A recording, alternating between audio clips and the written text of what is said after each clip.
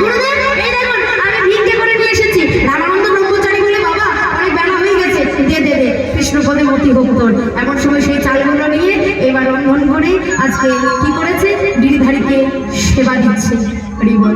থালাতে অন্ন, বাটিতে ব্যঞ্জন, গ্লাসে জল সুন্দরভাবে দিয়ে এইবার রামানন্দ ব্রহ্মচারী গিরিধারীর সামনে আজকে এক দৃষ্টি চেয়ে আছে। গিরিধারী, নীতি প্রতিদিন যে কি খেলা খেলো তুমি তা বুঝতে পারি না।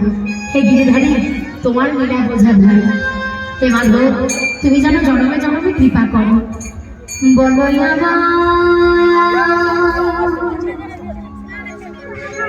কি